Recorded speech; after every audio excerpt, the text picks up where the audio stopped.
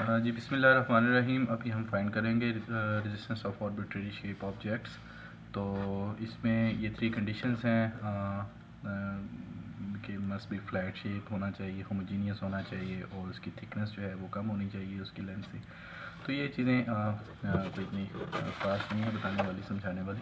तो ये एक्चुअली में this is the concept that if we have a arbitrary shape object we have to choose 4 points 1 2 3 4 in such a way that we have to मतलब कि हमें एक rectangle बना लें। ठीक है, अब इस रेक्टेंगल में हम क्या करेंगे, 2 पॉइंट्स पे वोल्टेज अप्लाई करेंगे, उसके एडजेसेंट उसके सामने वाले 2 पॉइंट्स पे हम करंट मेजर कर लेंगे।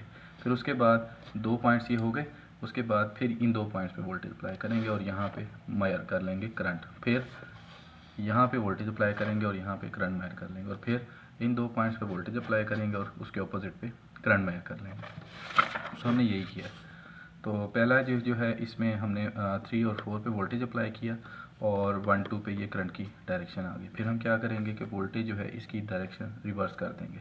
जब वोल्टेज की डायरेक्शन रिवर्स करेंगे तो करंट की डायरेक्शन भी जो है वो रिवर्स हो जाएगी। तो एक ये वाला तरीका आ गया। ठीक है, और फिर क्या करेंगे, वोल्टेज अभी हमने यहाँ पे अप्लाई किया, उसके बाद इन 2 कॉर्नर्स पे वोल्टेज और इसके अपोजिट पे करंट मेजर कर लिया। ठीक है, और इसके उलट फिर हमने ये कर लिया कि करंट की डायरेक्शन इसमें डाउनवर्ड थी, इसमें अपवर्ड होगी। इसी तरह इसमें वोल्टेज यहाँ पे अप्लाई वोल्टेज किया और यहाँ पे करंट ले लिया। इसके बाद ये वोल्टेज यहाँ पे अप्लाई कर लिया और उसके सामने करंट ले लिया।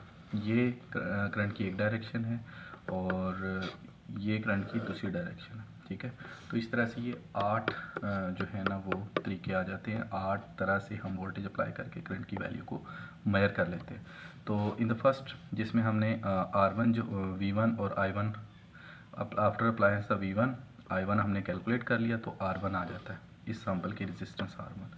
और इसी तरह वोल्टेज रिवर्स अप्लाई किया तो हमारे पास R2 आ जाती है। इसी तरह R3 R4 R5 R6 and R7 and R8। इसमें ये देखें कि 2 तरह के जो है ना वो तरतीबें बन रही हैं। The one is horizontal and the one is vertical. This is the horizontal setup and this is the vertical setup. तो 1 2 3 4 ये 4 जो हैं ये हॉरिजॉन्टल सेटअप हैं और ये 4 जो हैं ये वर्टिकल सेटअप्स हैं।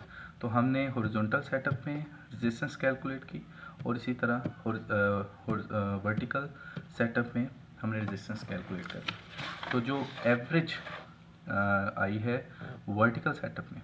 ठीक है, तो वर्टिकल सेटअप में कौन सी है, R3 R4 R7 and R8। तो इनकी जो एवरेज है वो ये आ गई। इसी तरह द टोटल हॉरिजॉन्टल रेजिस्टेंस जो है वो RH R1, ये देखें R1 R2 and then R7 and R8।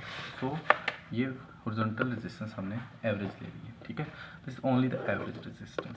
ठीक है, तो अभी ये वर्टिकल में हम 4 बार इसको कैलकुलेट करें रेजिस्टेंस को या हॉरिजॉन्टल में करें तो इसकी रेजिस्टेंस तो नहीं चेंज होने वाली है सैंपल की। तो क्या है जी, वर्टिकल हो या हॉरिजॉन्टल हो एक्सपेरिमेंटली दोनों सेम आनी चाहिए। So is the concept at average vertical and at average horizontal must equal to the total resistance जो इसकी होती है। ठीक है, now we have the formula in 4 prop method at rho is equal to pi over natural log of 2t v over I. यहाँ पे जो 4 prop method में जो हमने देखा था वो s था। ठीक है, जो उसकी थिकनेस थी, यहाँ पे t लिखा हुआ, नो इशू।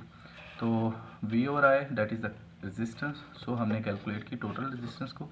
सो इस तरह से हम किसी भी आर्बिट्रेरी शेप बॉडी की जो है टोटल रेजिस्टिविटी कैलकुलेट कर लेते हैं। The resistivity is pi t over natural log of 2RT।